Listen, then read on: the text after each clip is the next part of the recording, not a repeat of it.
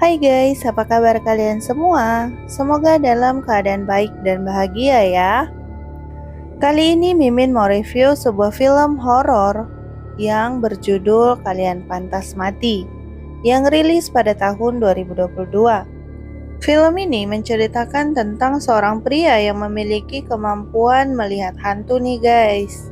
Bagaimana ceritanya? Langsung saja ke alur ceritanya. Eits, sebelum lanjut, jangan lupa di-subscribe dulu ya. Film diawali dengan seorang pria yang bernama Raka yang sedang berada di dalam bus, sambil menggambar dan menatap seorang ibu-ibu yang sedang menelpon anaknya. Tiba-tiba gelang yang dipakai Raka menjerat dengan sendirinya, dan ia merasa merinding. Ternyata di belakang Raka ada sosok wanita yang menyeramkan.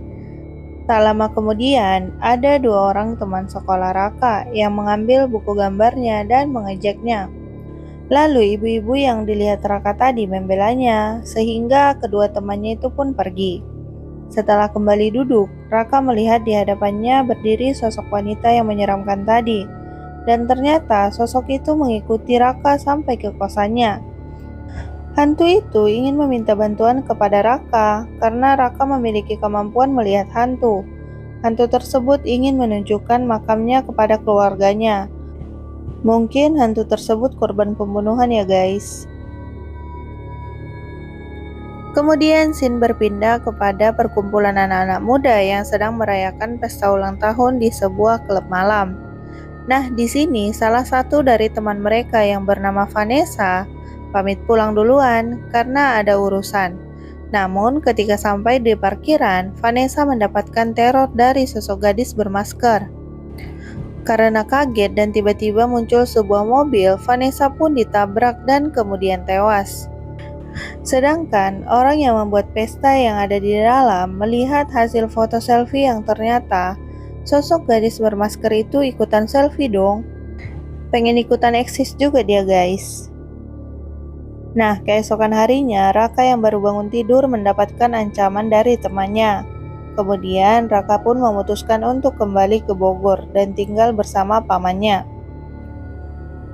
Saat berada di dalam bus, Raka kembali bertemu dengan sosok arwah nenek-nenek tepat di hadapannya. Ternyata dia cuma minta dibalikin jepit rambutnya yang jatuh di bawah kaki Raka. Sementara itu di belakang Raka duduklah seorang gadis cantik berseragam dengan wajah yang pucat. Dia pun menertawakan Raka. Setelah sampai di terminal kota Bogor, turunlah Raka dan memayungi gadis tadi, karena hari sedang hujan. Lalu mereka berjalan menuju ke sebuah warung dekat terminal dan memesan bajigur sambil mengobrol. Gadis itu mengaku senang karena akhirnya ada yang mau ngajakin dia ngobrol. Tapi setelah pesanan datang, gadis itu pun menghilang. Raka bertanya pada ibu warung, tapi dia bilang Raka hanya datang sendirian. Ternyata gadis cantik itu hantu juga guys. Lalu Raka melihat hantu itu hujan-hujanan dan menghilang dari pandangan Raka. Singkat cerita, sampailah Raka di rumah pamannya yang bernama Ajat. Mang Ajat ini berprofesi seorang penulis cerita misteri. Selain itu, dulunya Mang Ajat berprofesi sebagai dukun aliran putih. Namun takut dosa karena ada yang suka datang minta persugihan dan semacamnya. Dia pun pensiun dari profesi tersebut. Mang Ajat juga memiliki kemampuan yang sama seperti Raka sebagai indigo, warisan dari bapaknya, yaitu kakeknya Raka. Ketika Raka masuk kembali ke kamarnya, dia membuka kotak yang menyimpan kenangan pahit yang merenggut kedua orang tuanya. Dari sebuah cermin, Raka melihat ayah dan ibunya berada di sampingnya. Di sana, Raka juga memutuskan untuk pindah sekolah di sebuah SMA Sumpah Pemuda Bogor. Setelah memarkirkan sepedanya, gelang Raka kembali menandakan ada sosok di sekitarnya. Dan benar saja, ternyata gadis yang ketemu di terminal muncul di sekolahnya. Tapi kali ini Raka pura-pura nggak ngeliat hantu tersebut. Di setiap sekolah pasti ada siswa yang sok jagoan seperti Dodit dan teman-temannya.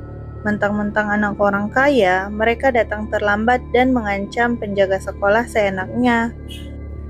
Shin kembali ke Raka yang memasuki kelas baru dan diperkenalkan oleh gurunya pada teman-teman sekelasnya.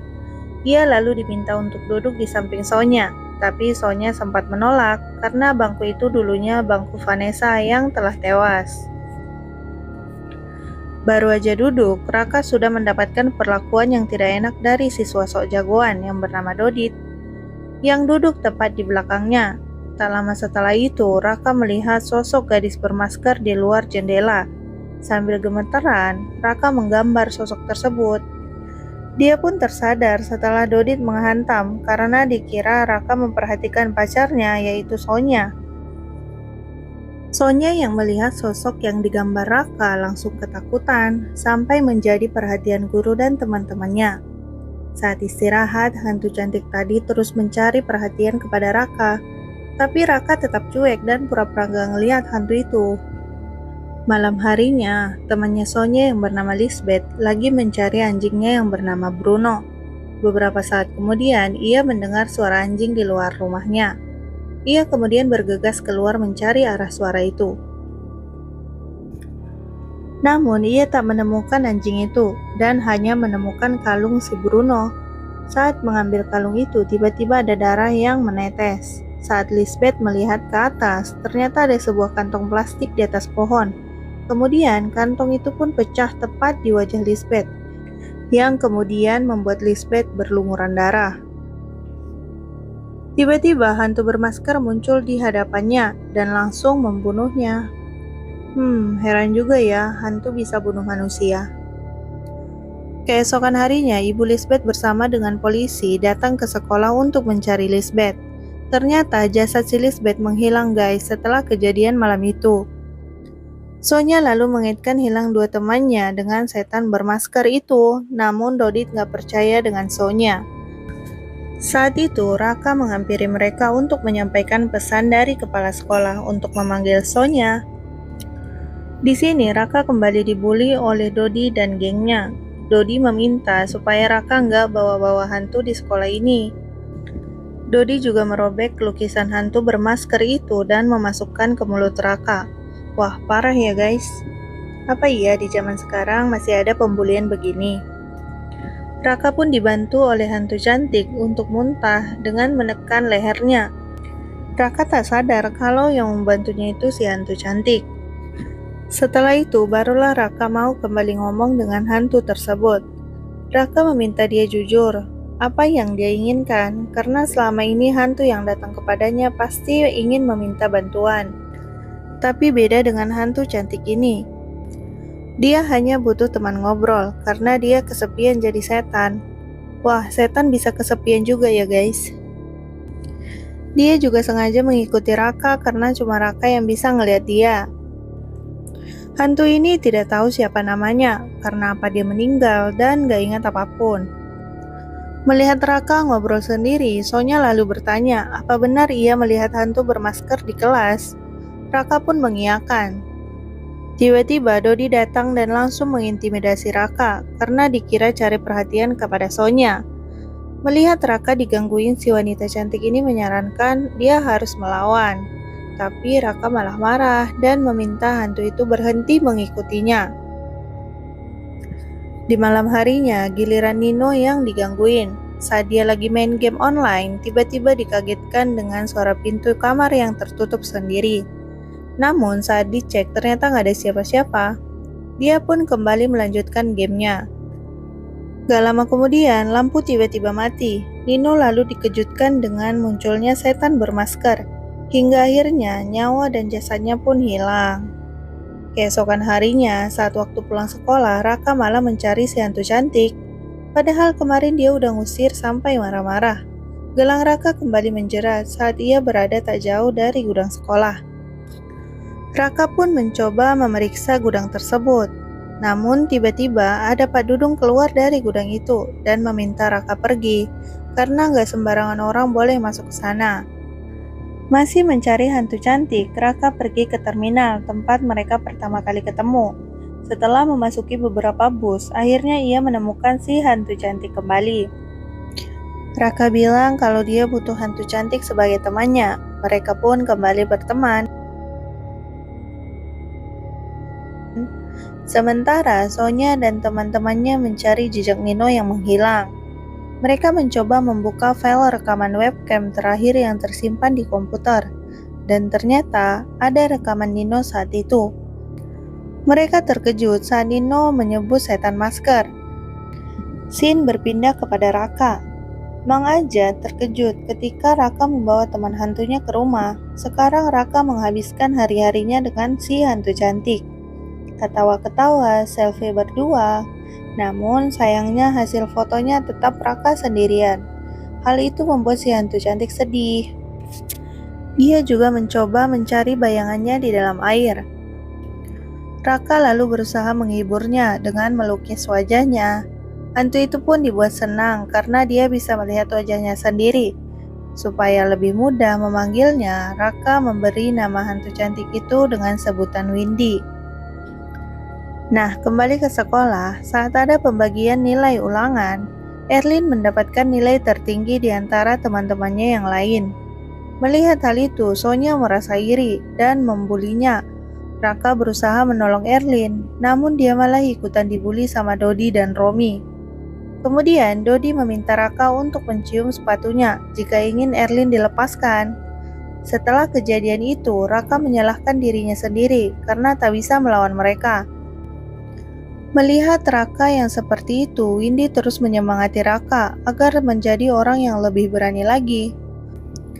Malam harinya, Romi nekat mendatangi sekolah untuk mencari soal ulangan berikutnya yang disimpan di ruang guru. Mendengar Pak Dudung datang, dia sembunyi di dalam ruangan laboratorium. Sayangnya, ia malah terkunci dari luar. Setelah penjaga sekolah tersebut pergi, akhirnya Romi keluar dari jendela, lalu menuju ke ruang guru. Dia membuka loker dan menemukan soal-soalnya itu. Romi langsung foto dan mengirimkannya kepada Sonya. Setelah menerima foto, Sonya langsung menyuruh Erlin yang disekapnya ngerjain soal-soal itu.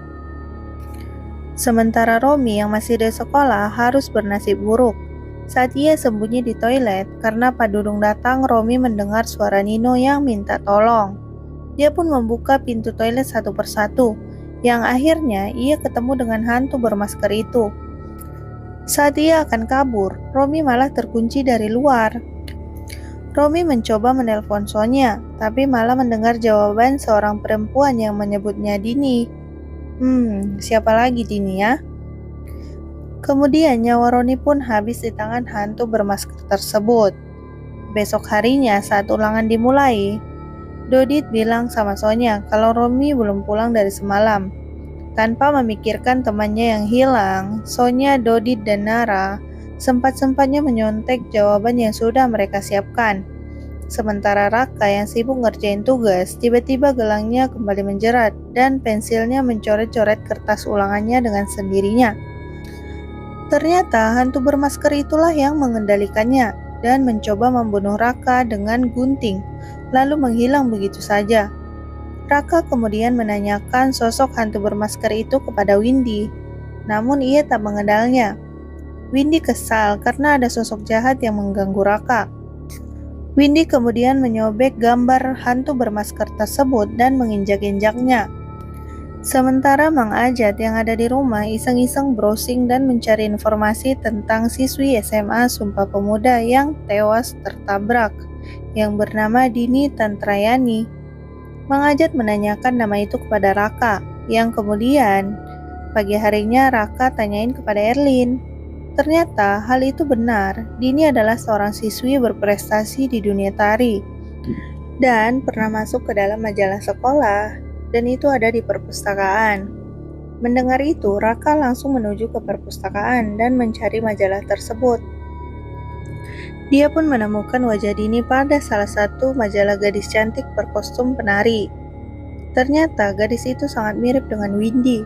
Tiba-tiba hantu bermasker muncul dan menyerang Raka. Tapi saat hantu itu menyentuh gelang Raka, dia terbakar, yang membuat maskernya terlepas. Ternyata Raka dikejutkan dengan hantu tersebut adalah Dini sekaligus juga Windy. Lalu hantu itu pun menghilang dari hadapan Raka. Raka lalu menemui Windy dan menuduhnya sebagai hantu bermasker yang telah menyakiti teman-temannya. Tapi Windy bingung dengan apa yang dikatakan Raka, karena dia tak pernah merasa kalau dirinya adalah hantu bermasker. Setelah Raka menyebutkan bahwa Windy adalah Dini, gadis itu langsung ingat dengan masa lalunya. Ternyata Dini adalah anak dari Pak Dudung yang sering menjadi bahan bulian dari teman-temannya. Pak Dudung berjanji akan melaporkan hal itu pada pihak sekolah, namun Dini melarang. Bahkan Dini merasa malu berhadapan dengan bapaknya sendiri, sehingga ia selalu memakai masker dan berjanji akan menyelesaikan masalah itu sendiri. Pelaku pembulian itu ternyata Dodit dan gengnya, termasuk Sonya. Hingga pada suatu malam di tengah hujan yang deras, Dini mencoba kabur dari rumah. Pak Dudung sudah mencari dan membujuknya agar pulang, namun Dini terus menghindar. Hingga kemudian ia tertabrak bis yang membuat ia meninggal dunia. Setelah tahu yang sebenarnya, Raka benar-benar tidak ingin berhubungan lagi dengan Dini. Raka juga melarang Dini jadi setan bermasker. Dan soal dendamnya pada Dodit dan Sonya akan diurus sama Raka. Lalu Raka kemudian menghampiri Dodit dan menghajarnya karena dia tahu Doditlah penyebab Dini meninggal. Namun sayangnya Raka tidak terlalu kuat menghadapi siswa nakal tersebut. Sesampainya di rumah, Mang Ajat bilang mungkin saja Dini tidak tahu soal hantu bermasker itu. Mang Ajat kemudian menunjukkan sebuah buku yang menyebut tentang hantu dua wajah dengan dua sifat yang berbeda, yang saling bertolak belakang. Seringkali terjadi karena penderitaan dan dendam yang dialami oleh karakter asli terlalu besar, sehingga muncullah karakter baru. Karakter baru inilah yang ganas dan menyerang orang-orang yang dibencinya. Kembali mengingat kejadian di sekolah, di mana gara-gara Dini melaporkan kelakuan Sonya pada gurunya, karena terus menyakiti Erlin, Sonya dan teman-temannya menganiaya Dini.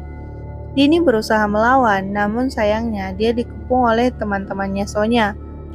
Bahkan Sonya tega membakar dagu Dini dengan korek api dan juga memotong rambut indahnya. Sonya kemudian memasangkan masker di wajah Dini yang telah dia coreng-coreng.